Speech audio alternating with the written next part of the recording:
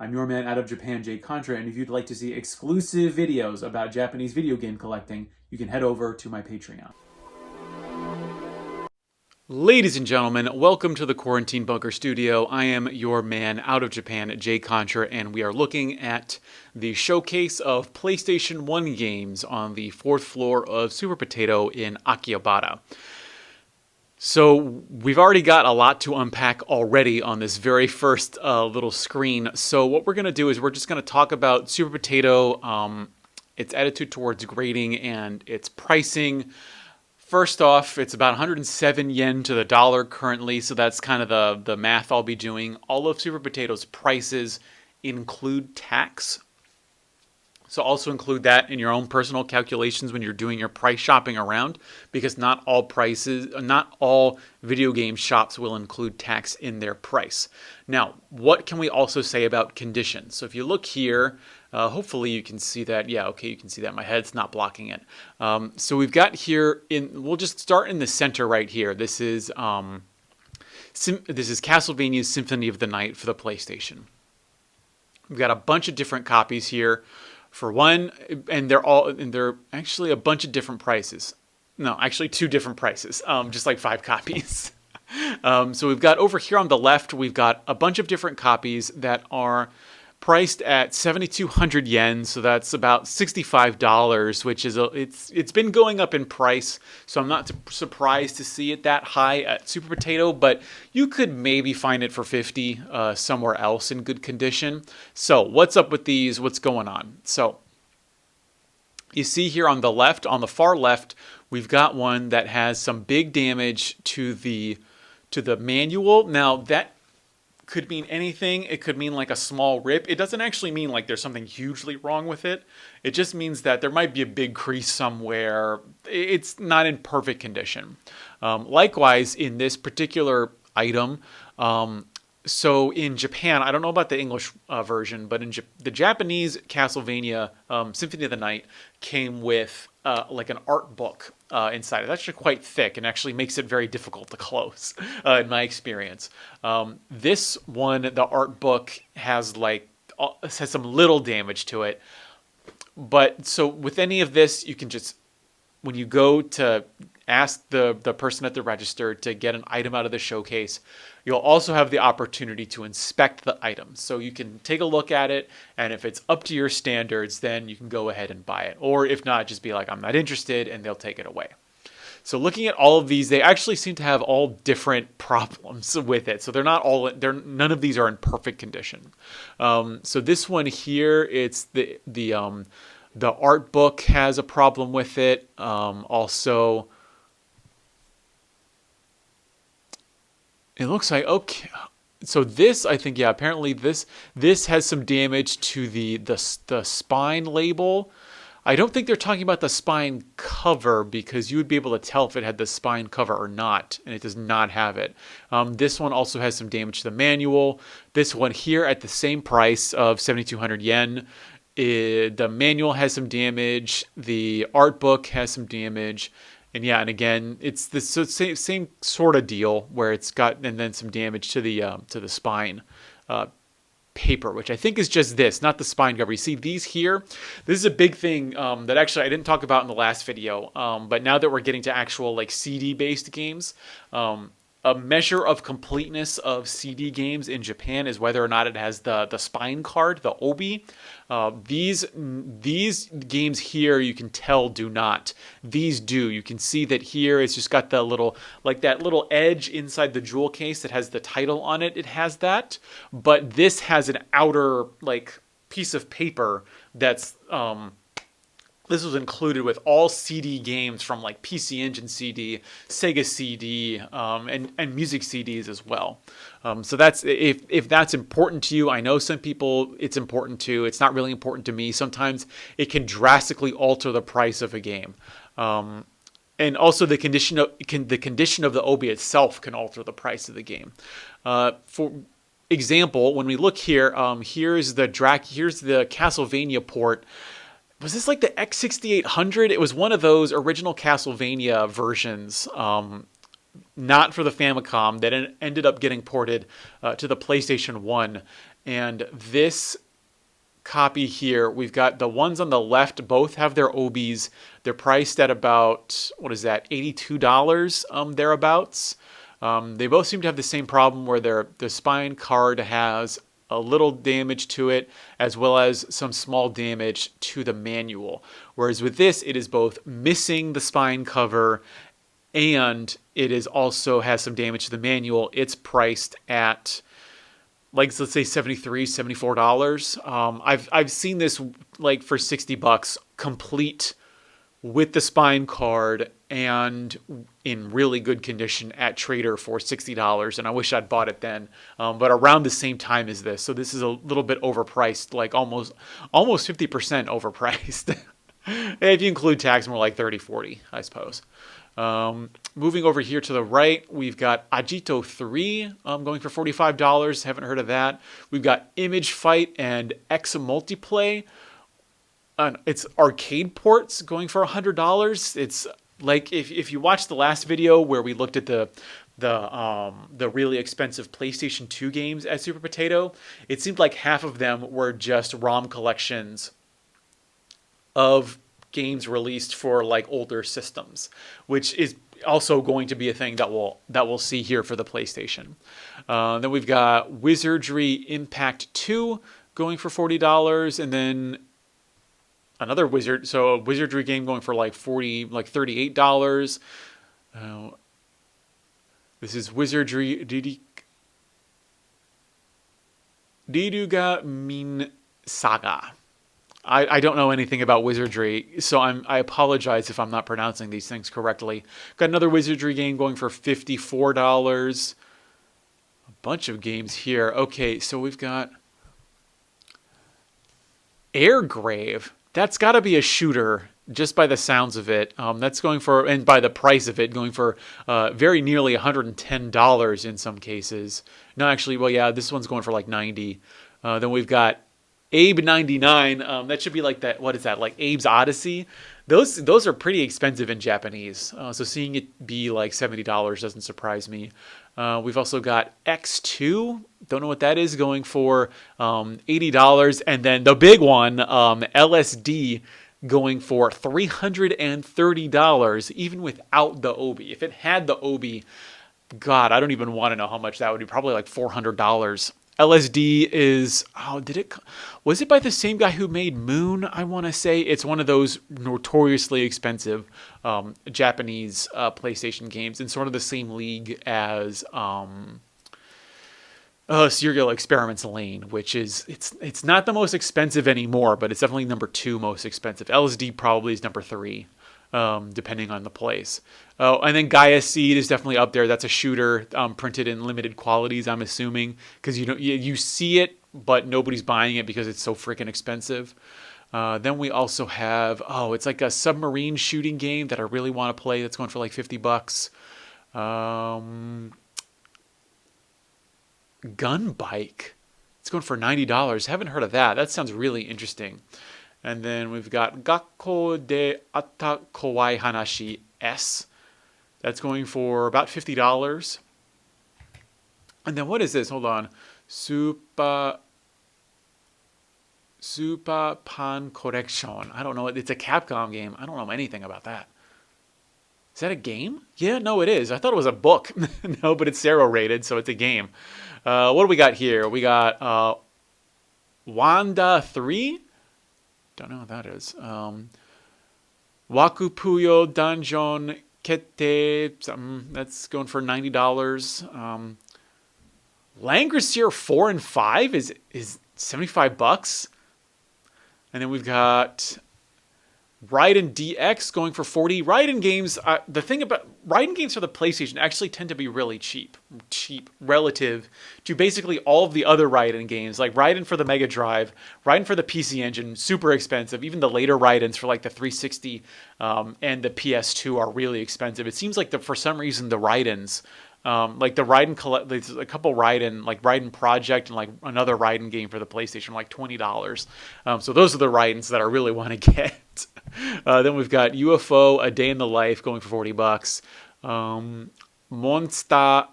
Monster Race going for $63. Mortal Kombat 2 is $90. Jeez. And then Memorial Series. Oh, these are going to be the so this is Sunsoft. This might be there's a bunch of Sunsoft collections. Like one has Mr. Gimmick and another game that I'm forgetting now that's like really expensive. So seeing these, I don't know what games are in these, but this is $60. My Garden, $60. A lot of these, I wish we could see the covers on these because I'm guessing because these are CD games, you can't really. But then they show the covers for the Dreamcast and the Sega Saturn in Super Potato. So I'm really surprised to see that for both the PlayStation and the PlayStation 2, they're like, we really hope you know what you're looking for because otherwise you're not going to have any idea of what these games are. Not even if you're foreign, but if you're a Japanese person and you're not familiar with these systems, you're walking in here, you're looking at the labels, you're like, I don't even know what 90% of these games are. It's just such a bizarre way to put up a. It's if I was running a store, this is not how I would do it. But they do this all over the place in Japan. Every store does this. What else have we got? Now this is strange. All right, so what are we looking at? Or no, maybe I'm thinking about Persona because the Persona games for the PlayStation, depending on where you go, you can find Persona 2, either version, for like $20, or if you're in Akihabara, it's like $60 for some reason.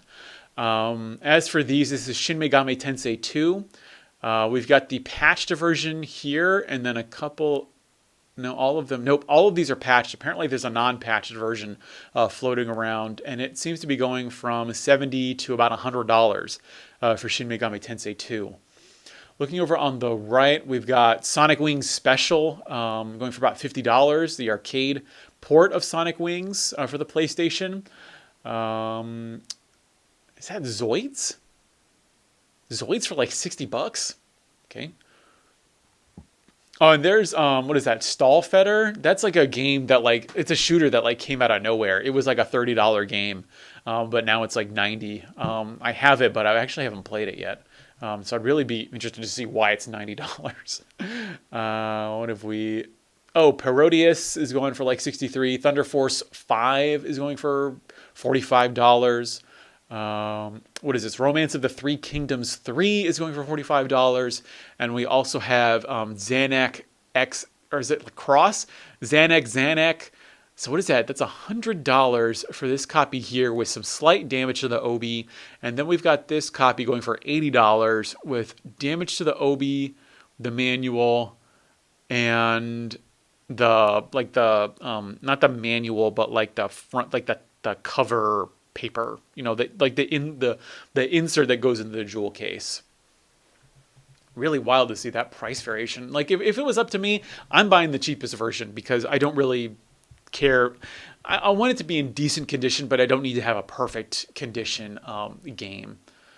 And then so Xanac. Then we've got, what is this? Salamander. Yeah, this is the Salamander Deluxe Pack Plus. Another one of those re-releases going for $65.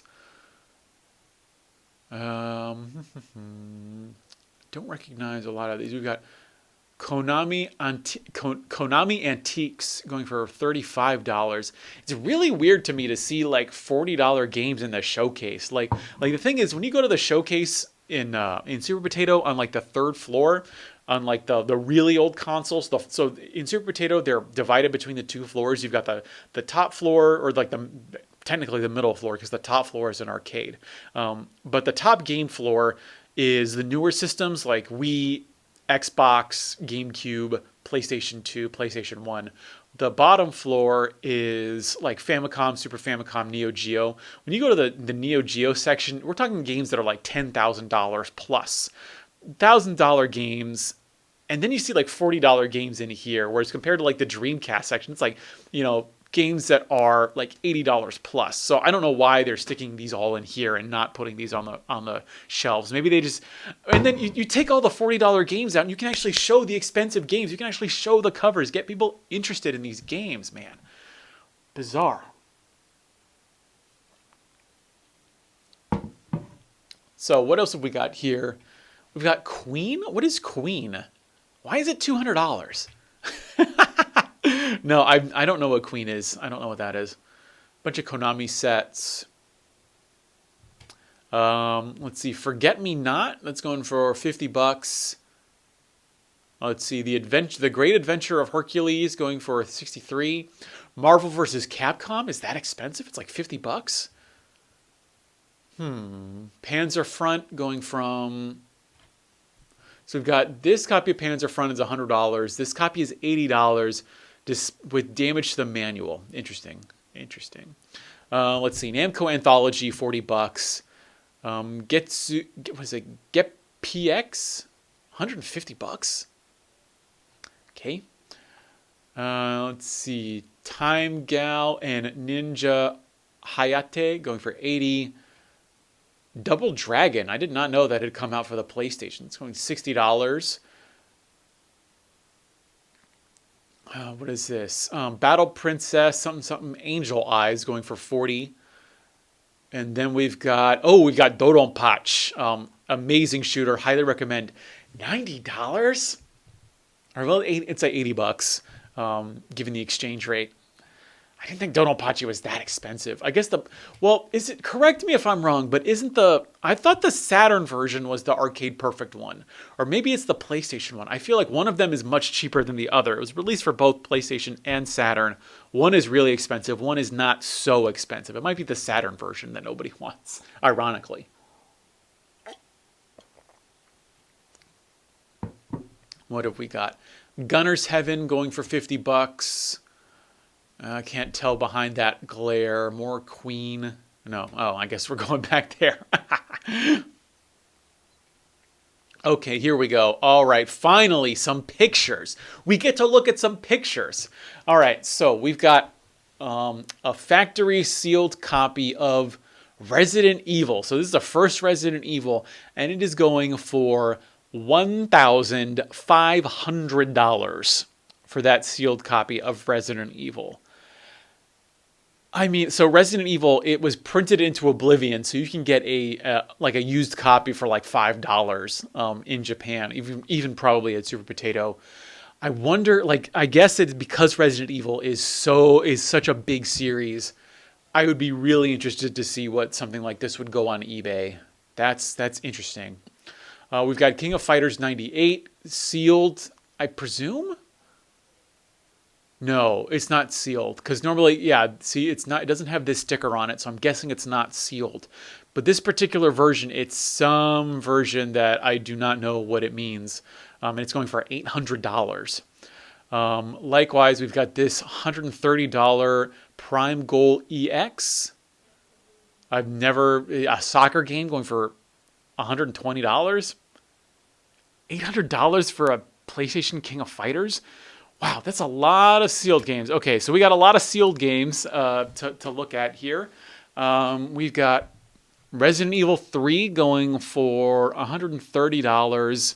And now they've actually done a lot of labels here. So look at here. So we've got, this means that so it's like Benito something.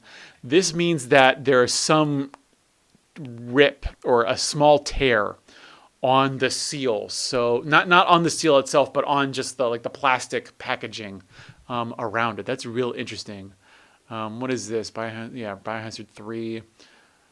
Parasite Eve 2 going for $80. So this is a perfect seal here, but this one has some rip somewhere.